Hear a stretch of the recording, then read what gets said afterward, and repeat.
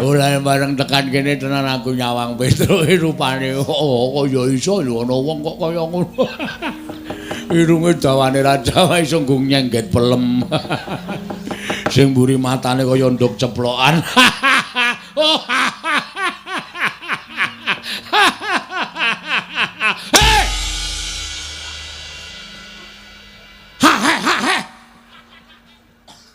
Tak mondasmu. Nesu. Nesu. Wah, anggere isih cengengesan tak bandem watu raimu. Pate kok guyu kok ora nganggo sopan. Mboten guyu kok nganggo sopan. Guyu kok kon basa. Ya ora bakal iso kelakon.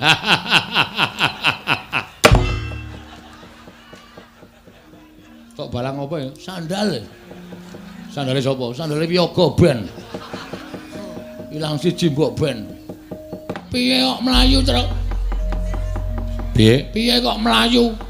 Tantang-tantangan karo Prabu Baladewa tak tutke nang mburi kok Prabu Baladewa ngidul kowe ngalor ki tenan ora sida gelut. Aku lek mlayu ora perkara wedi karo Prabu Baladewa, Gong. Terus aku ngerti Sinuwun Mandura kuwi menggo dalan terus ngawe karo anak-anak Pandhawa, utamane ora pangling putrane Ndara Werkudara komplit Ndara Antarja, Ndara Karikaca, Ndara Antasena.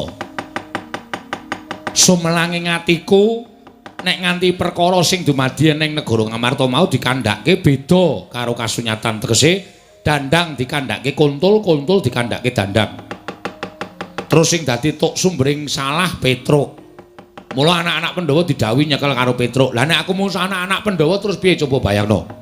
Kuwi mbiyen sing momong aku, sing gula wentah ya Petruk, bareng gedhe kok aku gelut karo bocah-bocah wingi sore ora ngisini-isini to. Nek wong gelut ki ora pandang umur, Truk. Meng wani apa ora?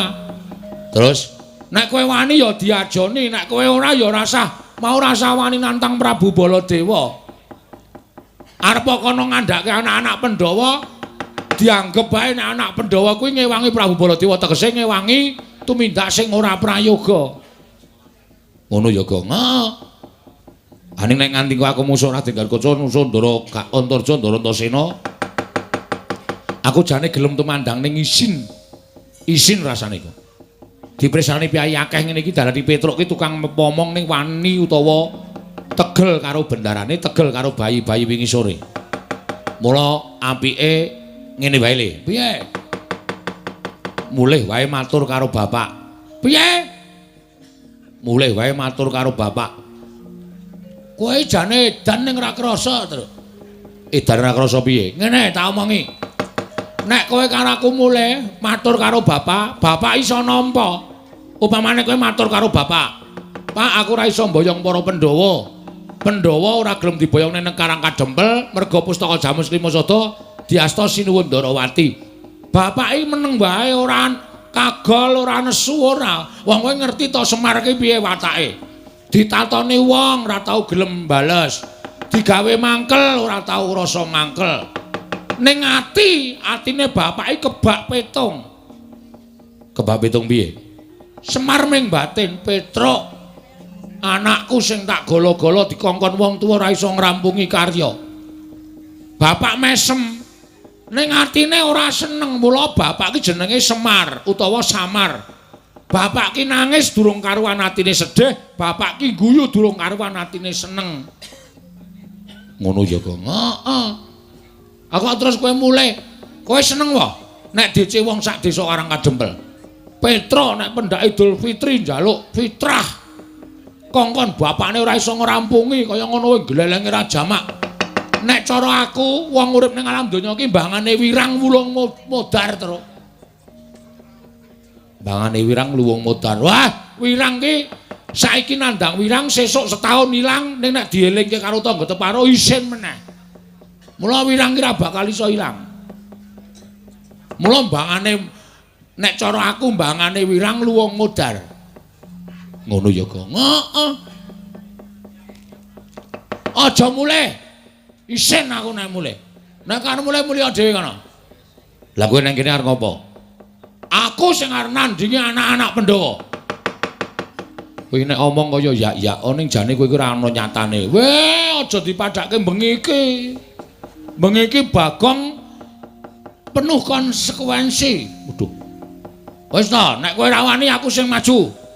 Nek sing maju anak-anak Pandhawa sikate kabeh. Wani kowe, wani. Mungsuh Ndara Garukaca kecil kae ming sak anakku. Mungsuh Ndara Antarja kae sak putuku.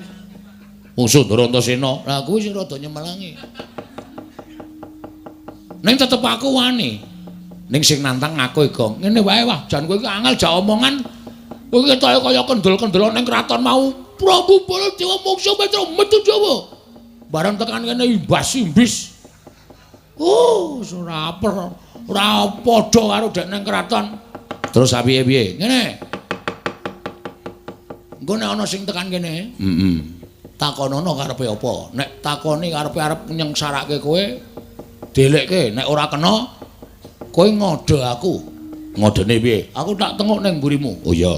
Jawil, aku set langsung tak sikat kabeh. Kuwi ora ming lambi tok lho. Iki asli. Iki aku ngomong tenanan, Tru. Oh iya, tenan lho iki. Heeh. Nek ngono aku madhep mantep. Kudu madhep mantep. Ya wis. Kowe tengok mburiku ning ora lunga. Ora, wis aku nang mburimu. Kowe karo aku sebaya mukti, sebaya mati. Ya. Nek upama kowe engko diajar anak-anak Pandhawa mati piye, Gong? Mati tak ikhlaske. Asli, ngopo aku urip bendina ming dioyak-oyak bang plecet. Wong modare wis tru malah tentrem. Tur tumrap aku mati mbelani bapak ki mati syahid. Waduh. Ngerti kowe, ngerti. Mati utama, mati madya, mati nista. Kuwi perangane wong mati. Mati utama, mati disangkani saka mbelani bebener, mbelani wong tuwa, mbelani agama, bela negara ki mati utama. Kuwi ora bakal cememplung neraka ning langsung masuk swarga karo malaikat dikai kunci lawanging swarga. Mbukao dhewe, golek nggon sing sak penak-penakmu.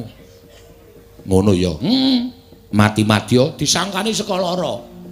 Wong arep mati saka lara ki perkara neraka apa swarga gumantung lelakone ning alam padang.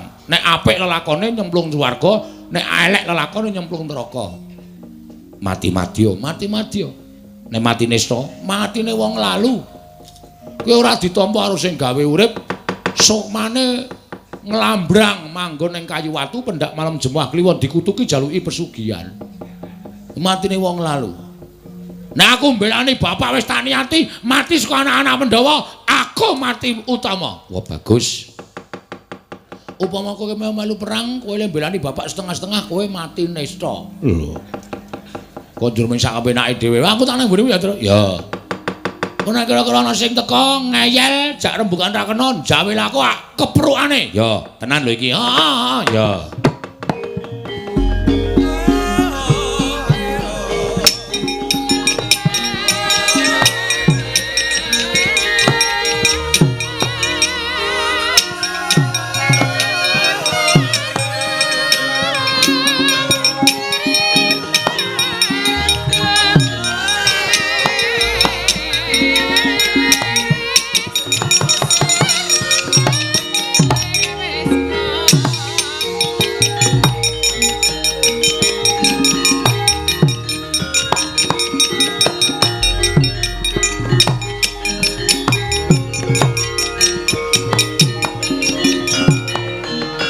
Tinututi lamun katututan lamun mangsa prawira digdaya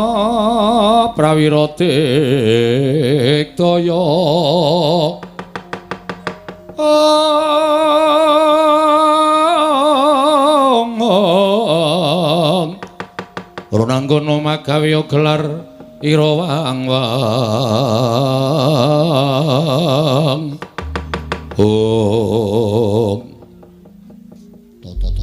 siap, santai wae. Entasena ta kuwi? Oke, ora masalah. Wilujeng, Den. Slamet tek aku, Truk. Nuwun sewu kok mboten kaya adate biasane sampean rawuh iki sok ngejak Gojek Petruk. Kok saniki len mandeng Petruk kok tenanan? Truk, Nun. Kowe tak takoni jujur ya, nggih. Kowe wani karo Siwa Mandura ya? Oh, nggih. Lah pripun to? Nek kowe wani tenan jumbuh karo ngendikaning Siwa Mandura. Tekane Antasena ning kene ming bakal ngrangket karo kowe. Ulungna tanganmu tak bondo, tanganmu tak krincung, sikilmu tak lebokke pakunjaran, meranut pradata adil negara Ngamarta, merga kowe kawula wani karo Bendara. Gong, ayo. Gong. Sik wetengku lara itu. Lara piye? Iki aduh. Mak penjelut ngono ae. Jak omong-omongan sik aku tak ngleremke weteng sik. Waduh piye iki? Tenan iki. Aduh. Lho truk kaya wong meteng arep bayan ya lho. Nuwun sewu, Den. Nek sampeyan ajeng nyekel Petruk monggo, kula ora apa-apa. Jer Petruk niku kawula. Tur Petruk menika hormat karo penatan hukum negara Ngamarta. Nek pancen kula salah, nek pancen kula kleru, kula mangukum mboten napa-napa. Ning nuwun sewu, ngadili perkara niku aja nampa pelaporaning sepihak. Tegese sing jenengan tampa aja mung laporane Sinuwun Prabu Mandura. Ning Petruk ya mang takoni. Tegese diteliti dhisik. Petruk iki lek duwe karep kaya ngoten niku bener apa salah? Kowe wani karo Sinuwun Mandura kuwi salah. Salah. Monggo pancen salah. Ning tumrapula sing tak belani sapa? Terus pawadane apa, dasare apa? Niku kudu mang cekel sik, kudu panjenengan midhangetaken. Ya saya aku tak ngerti kowe, jane rembuke piye. Ngeten. Kula dikongkon karo bapak. Bapak dawuh karo Petruk, "Truk, kowe menyang negara Ngamarta, aku arep bangun kayangan.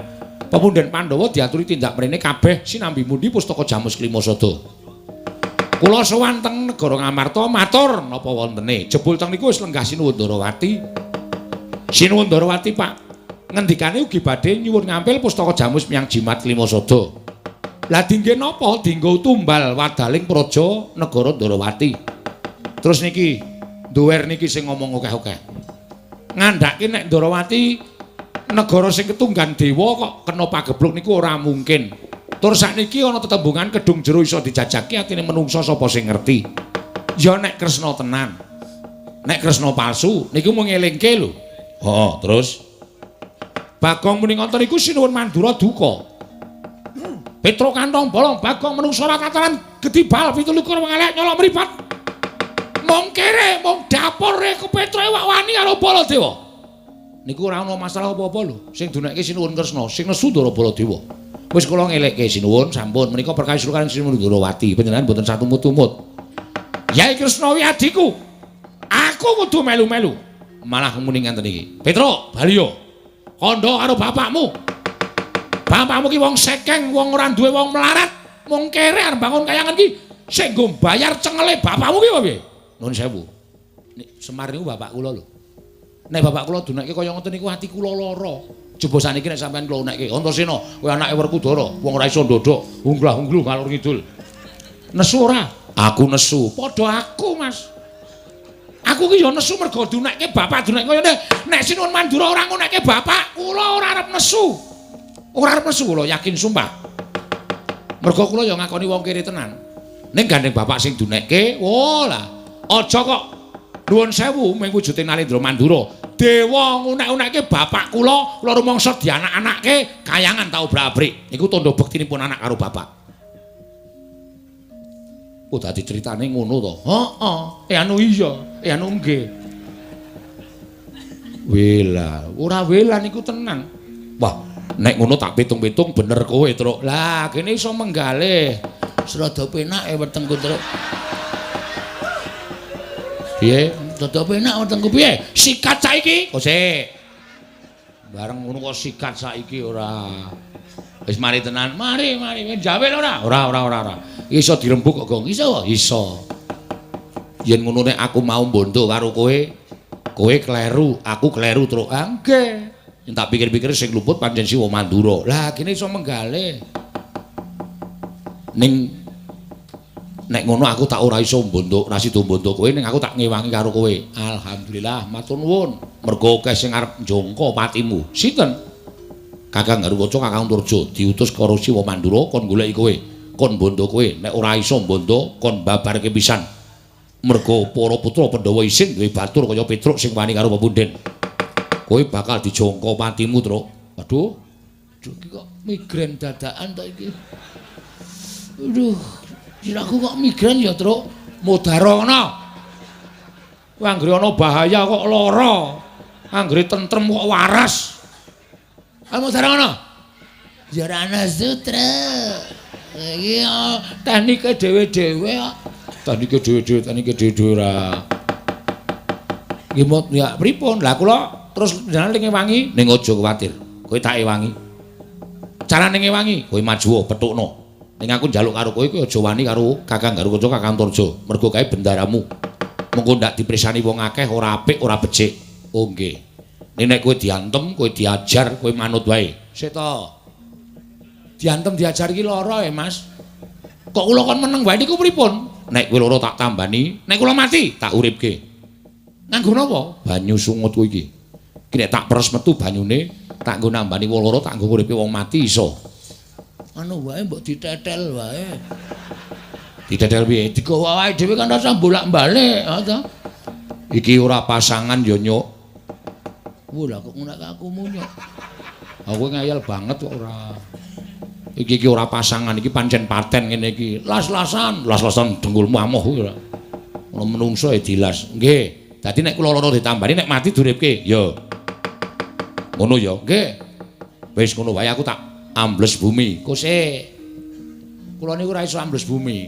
Nek kula kebacut diajar, kebacut dipateni, terus lek nyeluk sampean pripun?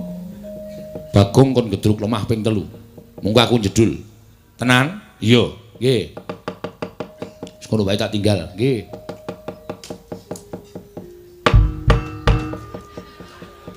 Ngopo Gong? Ming jajal kok. Oh median ora. Angko nek di ngonoke ora metu. Ha iya. Ora rugi ta, Tru? Tiwas le ngono-ngono ping 3 ora metu. Ha iya. Ora rugi ha ta ming gembrobos tok. Ha iya. Ya bener pancen bener. Sing prayitna ngati-ati, Tru. Heeh, iki duwe kekuatan awak dhewe. Ha iya. Kowe lara mengko ditambani kowe mati mengko duripke. Engko nek aku mati kowe gedhuk lemah ping 3 lho, Dong. Oh ya nek ora lali. Oh tak ajar kowe. Kudu ora lali kok ndur nek ora lali. Karena wong kedurungan ina lali ya. Ngropo kok sing dienggo pawatan kok ina lali salah apes karo mati. Lah lho. Ndoro Garukaca tekan kene lho. Lho, wah saka dhuwur, Gong. Wah, lah ngati-ati, Truk. Ya, aja entuk bales kowe ya.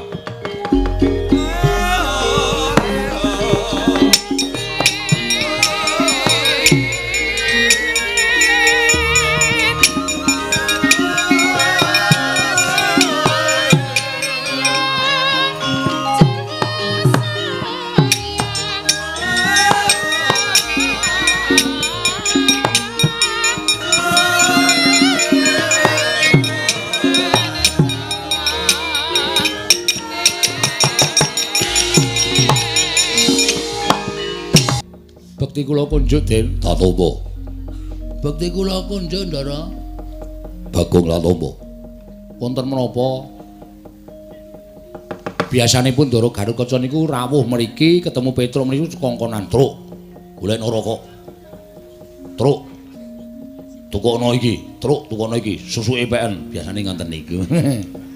Petro ora cengengesan. Aku lagi ora seneng karo kowe. Lho sebabe tekaku ana ing papan kene, aku bakal takon karo kowe. Kula aturi nyuwun pirsa, kula aturi paring dawuh. Badhe nyuwun paring dawuh menapa? Kowe tak takoni kowe wani karo Suwa Mandura? Iya. Oh nggih. Amargane mriko marahi kok ora sandadak kakehan gunung tanpa guna. Aku didhawuhi karo Suwa Mandura supaya goleki karo kowe. Nek pun ketemu, Petruk ulungno tanganmu tak bondo, tanganmu tak leboke pakunjaran. Nek upama kula bangga yen kowe wani karo Garukaca, mapano tak pancat pundakmu, tak untir ndasmu mati dina iki.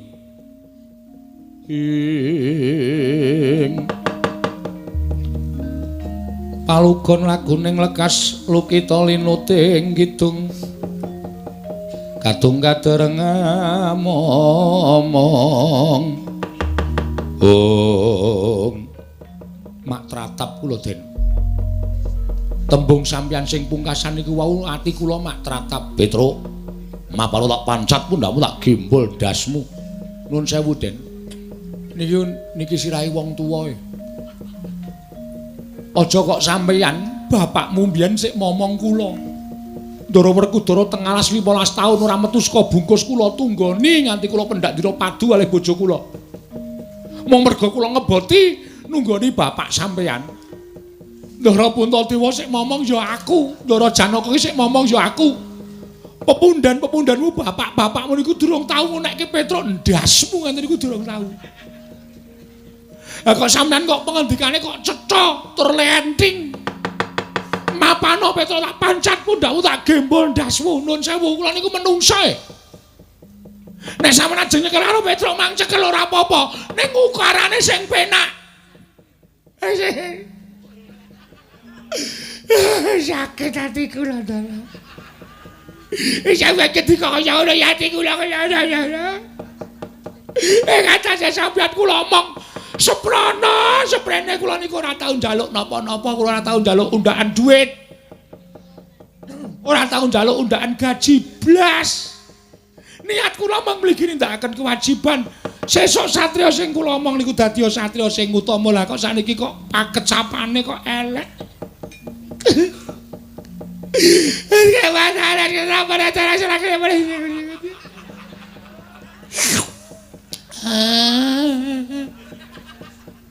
Ilere truk cerewet. Kaya hatiku lara.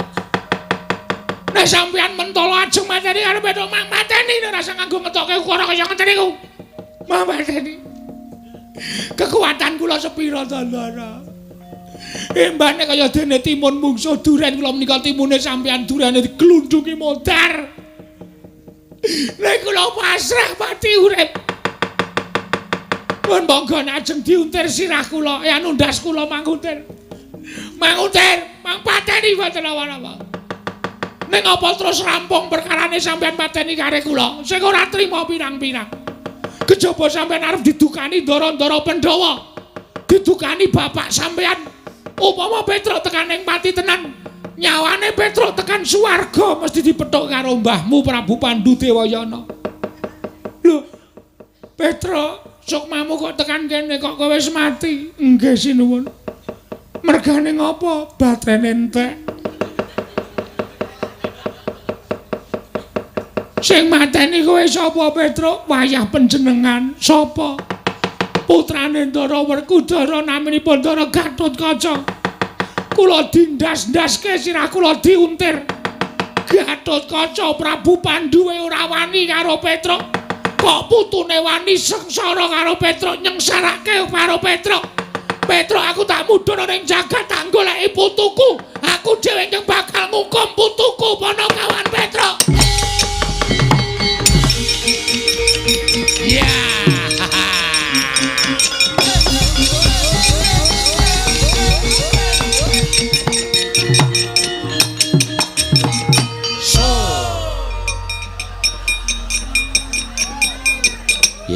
Dileleng to.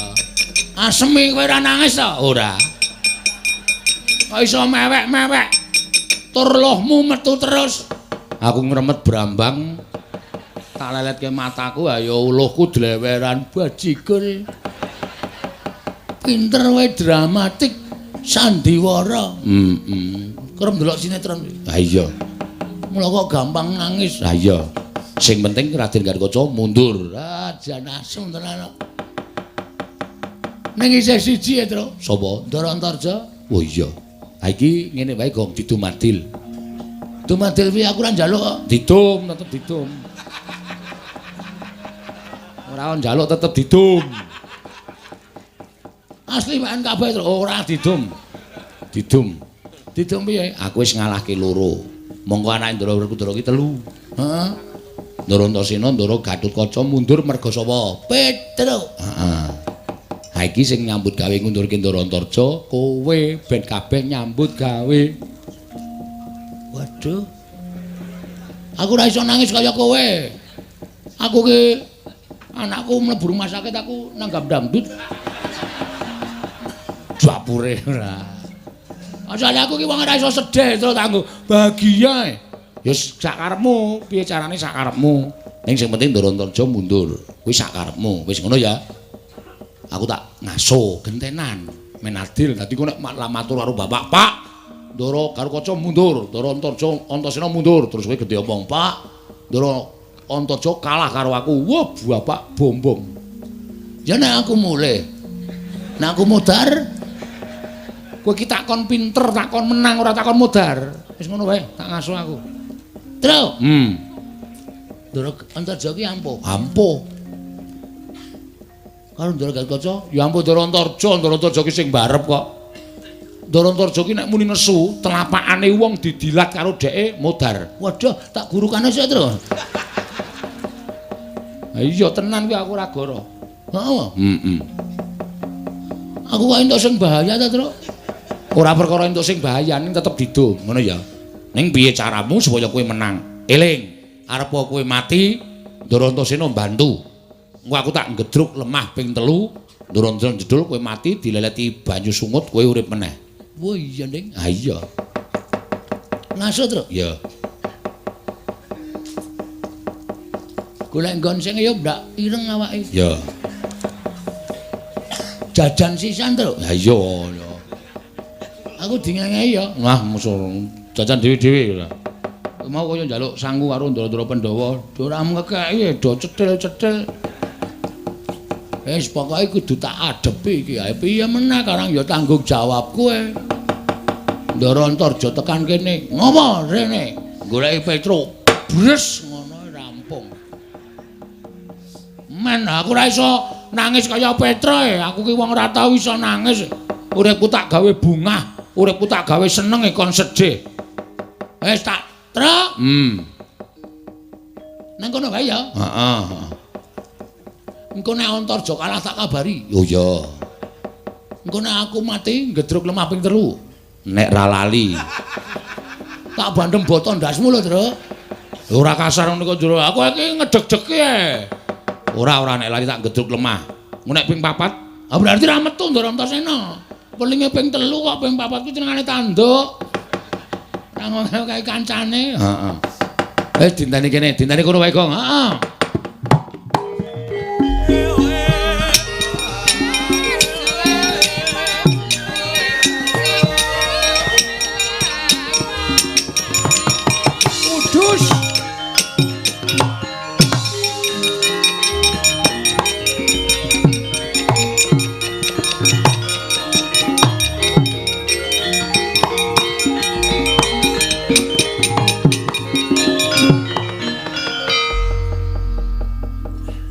Bagong. Heeh, anu iya, anu nggih. Ndara Wangsareja, Wangsa dengkulmu mlocot. Antarja, kok jedul saking jeron bumi goleki Petro. Nun, goleki Petro. Oh, tenan kok Petro iki ngayal kok. Tru, sing goleki iki kowe. Aku tak leren ya le, tak dupak lambemu lho. Omong nek aku ora ana, Petro wis bali apa piye terserah. Sing penting alasane aku ora ana ben kowe iso mungsuh Ndara Antarja. Oh iya. Ngono ya? Petro mboten wonten. Kowe mbudheke aku apa piye? Kowe ning kono mau rembugan karo Petro, aku krungu. Wah, Tru. Krungu e wonge. Ora ana wong tak palu sirahe ora. Muni nek nggawa radio ngono. Aja omong nek dhewe omongan kae dialoge radio ngono. Niki wau transistor. Lho. Transistor ki apa? Radio. Oh, dadi udu Petro dudu. Sampeyan mriki ajeng napa? Goleki Petro. Nempun ketemu? Ata pateni. Wah, mbok goleki wae saklare. Meng kari nyekleke rak modar. Ora tak bandem saka kene ora.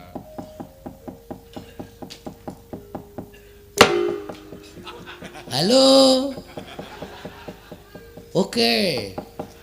Petro ora ana nek sampean goleki Petro terus arep dipateni niku nuwun sewu. Kula niku adine Petro ya, Mas. Petro niku masuk angin wae tak tileki tak keroki. Tak goleke apa jenenge iki? Counterpin. Tak goleke blonyo. Men supaya Petro sembuh. Mari. Kok mati kok diame-ame. Jarene kowe iki satriya aja. Kok sak kepenakmu dhewe kowe ngarep ngame-ame pantine wong sing tanpa dosa. Lho. Kok malah mripatmu mendeli. Mendeli wae wis gedene semene. Rumangsane anggepe ora. Yen ngono kowe mbelani karo Petruk, mesti Petruk kakangku kok. Nek kowe mbelani karo Petruk tak katutke dosane. Oke, ora masalah. Apa dikira aku wedi karo kowe? Rumangsamu semangkean. Yen mudar mbok men. Lho, malah malangkrik ning ngarepe Antarja. Malangkrik wae tangan-tanganku dhewe kok kowe rewel. Wani karo aku sing tawedeni apamu? Ora minggat bidhi amblek dadamu. Kowe wis tegel tenan karo aku. Hah? Kowe arep bidhi aku tegel tenan. Jo, ngono paran. Kowe ngerti aku anake sapa? Lho, anake Semar. Semar iki sapa kowe ngerti? Kae panjalmaning dewa. Sang Hyang Ismanta. Ngawur. Weh, sapa ya? Truk. Bapake Sang Hyang sapa? Ismaya. Waduh, aku kleru muni Ismanta e. Ismanta rak tukang cukur kidulmu kae. Kae Sang Hyang Ismaya. Kae Bathara Ismaya, kakangne Bathara Guru. Aku dadi kowe arep mateni karo Bagong ki apa Bagong gampang mati wae. Gampang mati ae. Muni ora ketrap-ketrip kowe. Aku ki meneng-meneng ya dikanteni pusaka karo bapak diwenehi Aji Jaya Kawijayan. Ming aku ora entuk pamer, aku ora entuk pamer karo bapak. Bagong, kowe tak nehi Aji Jaya Kawijayan ning aja pamer, aja ngandhake karo wong-wong. Iki tak gunakake nek wis kowe kepepet. Ha iki saat ini aku betul-betul kepepet. Aku kudu ngetokke Aji Jaya Kawijayanku. Ayo Tokno. Aku ora wedi musuh Aji Jaya Kawijayanmu. Oke. Sawangan Antarja. Telapakanku iki. Tontonen sing kanthi permati. Iki nang nganti telapakanku wis nganti murup abang. Tak tebak jajamu ora jebol tekan geger. Aja diundang Bagong. Ayo coba tak tontone. Ya sawangan. Sawangan. Ayo. Wis abang urung? Urung ana owawan apa-apa. Lho. Entek apa ya baterene? Sawangan iki. Sawangan. Iki nek nganti abang tenan aku ora guyon, Antarja. Nek nganti iki abang tenan, iki tak demekke dadamu, ora usah tak tuthuke. Tak demekke. Ngono. Kowe mati, jantungmu mandeg sakal. Bela ora wedi. Iki lho deloken. Iki tak dumokke dadamu, mati sakal kowe. Ora iso bali nang kasatriyan Jangkar Bumi. Lho. Kok isih gleleng kowe? Nang ngono perlu tak coba apa piye, Jo? Aja dianggep sepele tenan, Bagong. Hah? Iki sawangan iki. Iki nang nganti abang tenan. Kita demake dadamu kowe mati sirna Margalayu. Lho. Mesti ora wedi kowe. Nek pancen kowe ora wedi, tak coba tenan kowe Antarja Parat.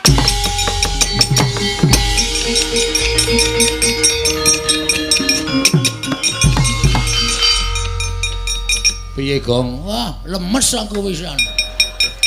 Lemes piye? Ah, tangan-tanganake ora wedi-wedi e. Aku sing deg-degan. Saya cedak tak pamer iki nek wis abang ora wedi, tak cedhaki meneh. Iki nek wis abang ora wedi. Aku ya ngati-ati kok nek Antarja ngerti buet ngono. Modar aku. Lah kowe omong apa? Aku ya ngapusi. Ngapusi piye? Aku dikai Aji-aji karo Semar. Semar iki Sang Hyang Ismanta. Ismaya. Iki nek tak gunakake nek wis kepepet. Sawangan telapakanku. Kowe ngono kuwi. Kowe nek nang kene mesti ngono. Maida mula kowe ora ana aku wani ngapusi. Ki nek teko nang diadamu jebol tekan geger, mendono wonge. Ora wedi, ora. Tak cedhaki neh. Sawangan tenan to. Iki lho aku. Tak demot diadamu jebol kowe. Terus sing terakhir bengok seru aku. Kowe ora ngene aku. Kowe ora mau jebol jajamu. Melayu. Kok wedi ya? Paling mambu ababku paling. Nek le wedi ki ora aku bar mangan batang kok, batang cengelmu ki ora. Nek dile mlayu iki apa? Ngeleng ki apa? Oh. Tak uyuane ya, aja. Ngono nek metu kaya jangkrik kae ora kaya. Blubuk dengkulmu ora. Lho Gong kae sapa kae? Kok joget-joget endi? Kae apa? Lho, Patih Mandura kae. Sapa? Pragota. Nek kae rasa dikasihani, Tru. Heeh. Nek ora nyekelak dhewe diajar wong loro, dajar wong loro.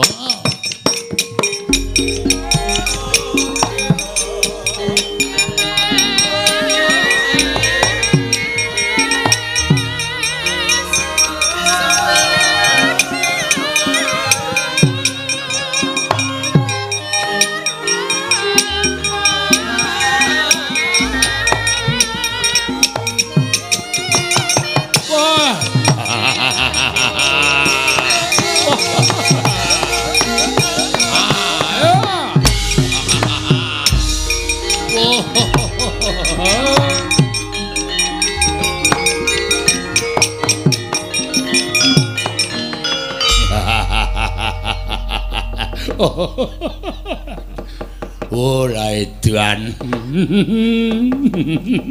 Aku didhawuhi kok Sinuwun Prabu Baladewa kon nyekel Petruk ki wetengku wis guyu dhisik. Iki ana patih arep kewirangan. Ora bareng tekan kene tenan aku nyawang Petruk rupane kaya iso lho ana wong kok kaya ngono. Irunge dawane Raja iso nggung nyengget pelem. Sing mburi matane kaya nduk ceplokan.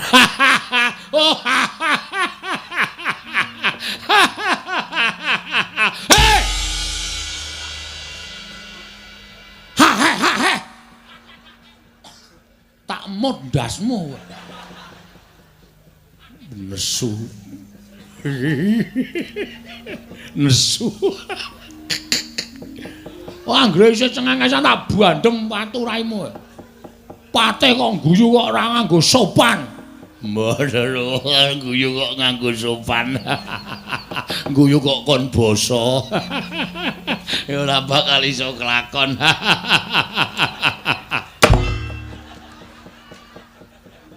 Kok balang apa ya? Sandal. Sandale sapa? Sandale Wiyaga Ben. Ilang siji mbok Ben. Nuwun sewu Ndara Gusti Patih. Ya, Pedro nggih. Tindak mriki ajeng napa diutus Sinuwun Prabu Mandura. Ken go nyekel kowe. Lha niku ora salah ora luput ajeng dicekel. Butuhe kowe manut apa ora manut? Kowe njaluk lara model piye tak pinangkani.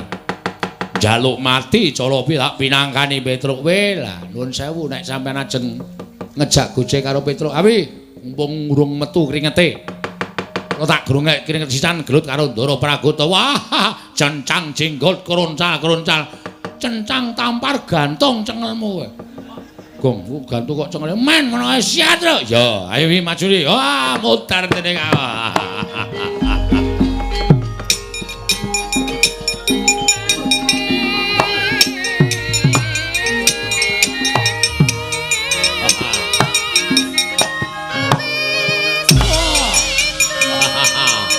Ayo, Gong, yo.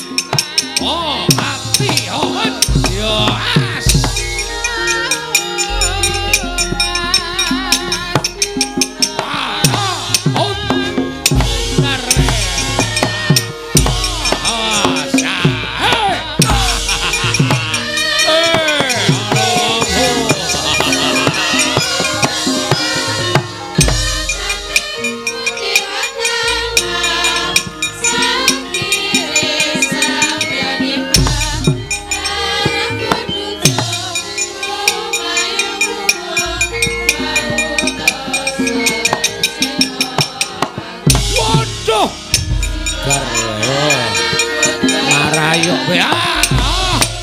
Wah.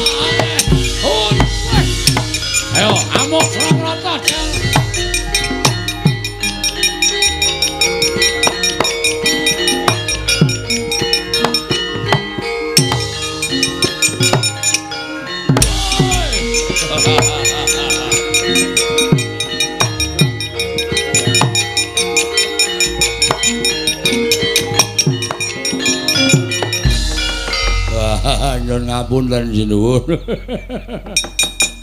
Praguta tiba. Nggih. Ngapa tiba? Lah wong panjenengan ya dawuh kinan mejahi Petra kula Budidaya maju wonten ing pambaratan. Petra gelut kalih kula. Kowe patih kok nganti kalah karo Panakawan? Oh, mboten perkara patih kalih Panakawan, pancen perkara niku ya ampuh tenan. Nyatane kula antem mboten dirasake bareng kula dibuares buyer sirah kula. Mundur. Nggih. Nyun ngapunten, nyun ngapunten, nyun ngapunten. Ngedian. Patih kok pekok. Mungsuh Petra kok kalah. Panakawan. Saya kira Maranata Mandura Prabu Baladewa. Petra kowe ngias ngani dadane Nata Mandura Prabu Baladewa ora minggat saka negara Ngamarta. Greten nenggala jeblok ketemu barat.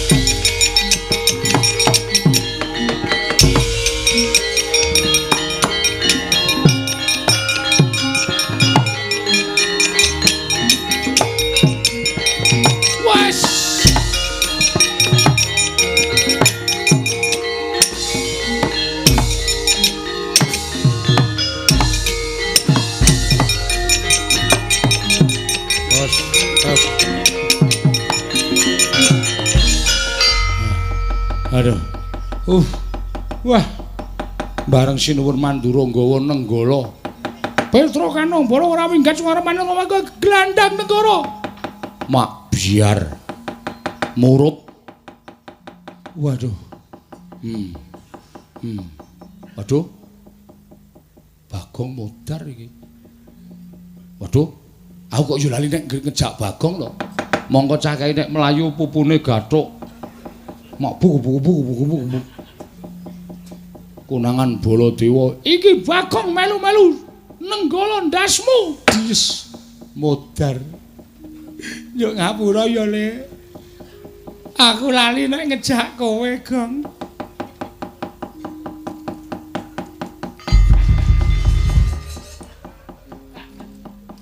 Kok iso tekan kene, Gong? Ngojek. Wo. Wae keterlaluan Atra. Dumeh mlayu banter terus aku ora tok blas ora tok karohke untung ana ojek langsung tak cengklak. Mas tututi wong sing dhuwur kae, Mas. Ha kok dilalake aku nyengklak ra ngematke montore. Oh, Yamaha 75. Meng suarane tok sing banter mlakune 20. Nganti diselip Baladewa. Oh to. Wah, wis kacau aku. Akhire ya tekan kene. Ayo mulai yo nek ra mulih mati tenan awake dhewe. Kok nek mati durupke Darantasena, wis ora usah mikir Darantasena. Darantasena iki ya iso lho ngapusi. Tak wangi truk mlebu bumi terus dheke bali terus nang omah guyu. Biasa ngono kuwi wis biasa. Hapus-hapusan ngono kuwi wis biasa. Ha ta? Ngaku kerep kok ngapusi ngono kuwi. Kira-kira kancane dipaeka keneng ngono karo modiar kowe ngono. Wis biasa, mula aku ya semlang rondo Antasena kok nek dhek bersifat seperti itu ra ade cilaka. Heeh ya. Ayo mulai wae. Ane nek mulai engko bapak nesu. Ngene wae. Kowe apa aku sing methuke Baladewa? Oke. Niat sisan, Truk. Niat sisan. Diundi. Yo. Sut. Padha. Sut, padha. Sut. Apa ya? Bing sut kok jempole lebokke driji iki cara ngendi? Nersep ora tak lebokke. Nersep dengkulmu ora. Menang aku berarti menang kowe. Ora iso dienggo menang nek kaya ngene. Kanggo aku drijine tak gegem jempole mecotot. Kowe wae, Tru? Oh iya. Gulane gaman, Kong. Hah? Gulane gaman. Apa? Manut sak sae. Linggis terserah. Sing dawa apa sing ndak? Manut. Anane sing dawa itu. Dawa ya gelem. Rada niyeng ora masalah. Wah, akhirnya anane sing cendak. Ya sing cendak ya ora apa-apa. Lagi nggo nyumbat kambil, nggo dintani. Golek liyane ya? Ya. Bendo? Ya bendo. Pengot? Bendo pengot lem. Omong wae ora. Ya apa? Tak sileke bakul degan. Ha ya ora apa-apa. Muni mungkin ora apa dikondurke Mas. Nggih aku. Balekke lho, Tru. Heeh. Iki soalé engko nek tok sile terus gayane tok ilangke ning jane tok del. Ora mungkin perang kok ngedol bendo iki cara ngendi. Kowe iki cah limpat e. Cah prigel e. Wis tak gawane kok mungsuh Prabu-Baladewa. Heeh. Tak tekati aku ming cekelan omonganmu mau kok mati nglabuhi bapak ki mati utama mlebu swarga. Ha to, Gong? Ya mbah. Kok tak totok ndasmu lho kowe. Kene iki mantem-mantem kok ono ya mbah. Aku ya meng ngrungokke nek dong pengajian kae. Oh, berarti bener. Heeh. Wis ya. Sik iki titip dompetku sik. Ya. Kake sapa bojoku? Omongno bojoku nek aku 3 dina ora bali kok nyelameti tekan 1000. Berarti aku mati. Truk kowe iki takon waras ya, Truk. Lah witekno maju perang ki anane ming mati karo mukti kok. Monggo sing mungsuhku ampuh. Wis ben mati ra apa-apa. Engko piye bojomu ora anak-anakmu? Lah kowe iki like iki ngopo? Nek aku ora ana kowe dadi like padha karo kowe dadi wong tuane anak-anakku. Anak-anakku open ana. Malah abot uripku. Open ana. Ning aku ora bakal gumantung karo kowe, Gong. Nek misale anakku 3 kae engko wis do gedhe anu jenenge iki lulus sekolah kabeh. Sigarno Tegal ki dulu omah kae. Entuk tanduri jagung kae. Heeh. Dol ora apa-apa ora gat anak-anak. Oh iya. Nek perlu kendaraanku rodo 4 kae. Dolen. Kae tak hitung ping 3 rodane, Truk. 4 yo. 3. Sing siji serep. Ora tak pasang. Oh iya, Ning. Sak payu-payune ya, pokoke nggo ora gat anakku. Ya. Pokoke nek aku mati anakku tak titipe kowe. Heeh, aku like kok. Ya. Supaya anakmu ora rewel mbok bojomu sisan. Soale kumbangane rewel lho ta. Engko nek ana bojomu ora iso ngeneng-ngenengi karepe anakmu piye. Lambe atine anakmu piye ki rak bojomu ngerti. Terus bojomu gawane nang omahku wae. Anakmu yo tak gawane nang omahmu. Omahmu tak dol arep nggo sapa? Oh iya, heeh. Anggo nek bojomu nesu ora wong karo mbakyune kok. Oh. Santai wae to? Iya. Aku yo arep tumindak piye-piye. Yo paling mung patutan. Tak tutuk ndasmu modar kok paling mung patutan. Wis gak maju ngono to? Ya. Nganggo benda iki kowe baliya sing banter mlayu ya, Gong. Heeh. Wadul karo Bapak Prabu-Baladewa tak tandangane. Ngati-ati to. Ayo, Amuk Suramarata. Iki Petro gantung bolong legane.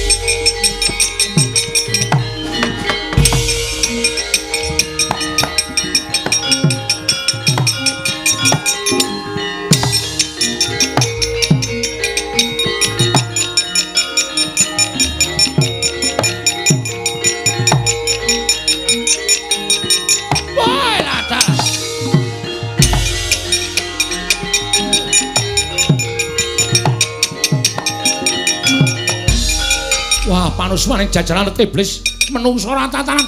Lah iki Petruk, kowe ngadepi Nata Mantura Prabu-Baladewa? Nggih. Lho, kowe wani karo Kyai Nenggala? Iki tamake Gunung Jugrung Segara Asat. Iki bendone bakul degan. Tau nggo nyolong kambil ping 3 ra konangan. Wadah dapurmu kuwi. Halo. Bolondong le sampean oklor sing tekaning panyiteri.